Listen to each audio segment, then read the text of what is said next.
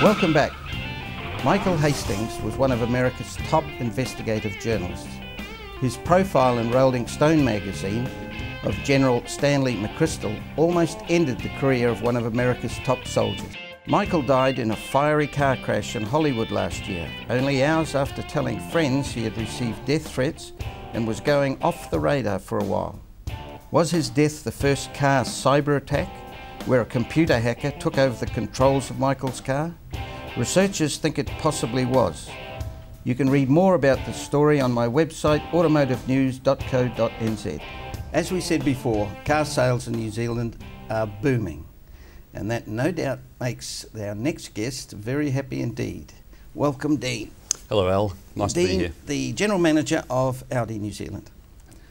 Alrighty, I hear just last night that Audi's #1 in the prestige segment for this year, for the first 3 months. We are. In fact, we were #1 in the month of March and #1 overall for the first quarter. So nice to be back in that pole position. Because you were #1 year after year, actually, for quite a few years. We had a period of time, 5 or 6 years, where we led the marketplace, and we lost our mojo over the last sort of 18 months to 2 years. But we're getting it back now. It's not the be all and end all, but it's a very nice piece of the puzzle. Yeah, you weren't surprised?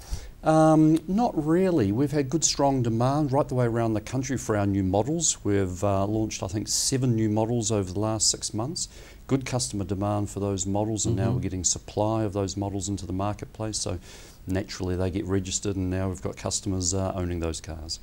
Now you've got a good share of the SUV market. Like the last month it was 30%. I think. Yes. So you look at 1 in 3 vehicles, SUVs.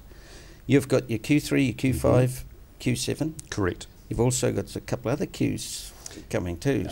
Yes, there's a strategy to increase the number of Q models. We're doing quite nicely with our Q3, Q5, Q7, or as we call it, the Q family.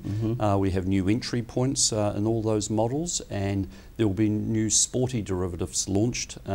We've just recently launched our RSQ3, which is an absolute barnstormer of a vehicle, just happens to be a small compact SUV. And we launched the SQ5, a twin-turbo diesel last year, and that car now accounts for 50% of our Q5 volume. So Kiwis love their sporty cars, and they love SUVs, so we put the two together, and it's an Audi strategy. So you'll see more Q cars launched. Also see smaller cars? Yes, you'll see smaller cars coming out. Downsizing is both in technology for engines as an example, but also in the physical size of cars as well. So you'll see more of that. It's a trend, isn't it? You have the SUVs and the small cars growing. Yes, we're on public record for stating that there'll be a Q1, and that Q1 will be built from very late 2015 in Ingolstadt in Germany. We will probably launch that car in 2016, mid-year, maybe third quarter, and that'll complete our Q family for a wee while. There's no reference to an R8 in that conversation there. No, those are all off-road four-wheel drives, Al. You know, the R8, there may be a new R8 in the future, but I couldn't say, of course. No, of course you couldn't, but I think you'll find that we have a clip here of the R8, the new one, heavily camouflaged, right. but caught in action in the Nürburgring in Germany.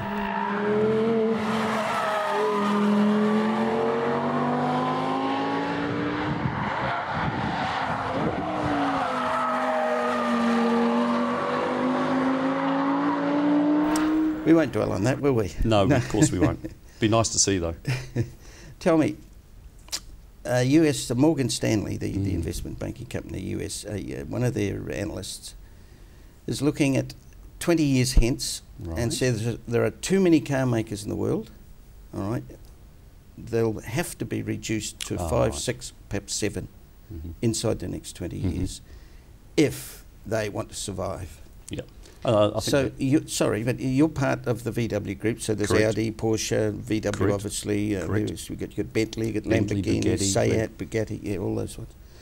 So you'll be one of the 5, 6 or 7. I think he sort of said perhaps even 5, so that's not many. We'll be #1 by then, Al. Really? So we'll definitely be on that list, and we'll be #1 on that list. If your question is, do we see consolidation globally? The answer is certainly yes. You'll see a number of brands today that need other brand partners to ensure that they're making the right level of money so they can reinvest back in the business. but you'll also see new startup companies and brands. And if I just say India and China as an example, or what was Korea, 15, 20 years ago, you're seeing that same sort of growth in new brands through China and India, and they will come on the world stage. The world car market demand will grow, but not at the rate of all these new models and all these new brands. So you'll see fragmentation, and you'll naturally see brands joining to get the economies of scale which they need. So yes, I think he's on the money. Whether it's the next 20 years, whether it's 15, whether it's 25, time will tell. He's also saying that these car companies have to embrace the new technology. That includes electrics. Yes, definitely. All right, and so you're going to see a lot more hybrid models. Yep. If you like, with electric motors running each wheel, maybe, who knows? Yes, you'll see 3 drive systems, petrol and diesel, here with us for minimum the next decade. There is a lot of future development, but then you'll see electric drive, and electric drive can be fully electric, or what we call battery electric vehicles, through to hybrids, through to plug-in hybrids. So the future is electric drive, but we've got a couple of stages to get us there to full electric. Have you found that it took people initially anyway a little while, took your customer base a little while to accept hybrids? Yes, we've got hybrids overseas, and I'd be lying if I said we weren't studying hybrids right now, as a number of brands are. Yes, the early adopters out there. You're also talking about first generation hybrids, not second generation hybrids.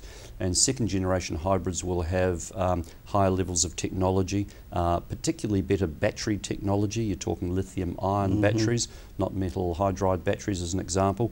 Quicker charging times lets a customer go further. But actually I think plug-in hybrids are actually the way to go. We will launch a vehicle into Europe late this year, which will have a range of over 900 k's in a tank.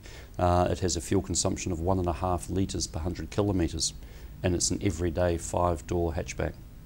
So those sorts of advances allow consumers to have that sort of choice. That's obviously one of your smaller models. It is. It's an A3 e-tron.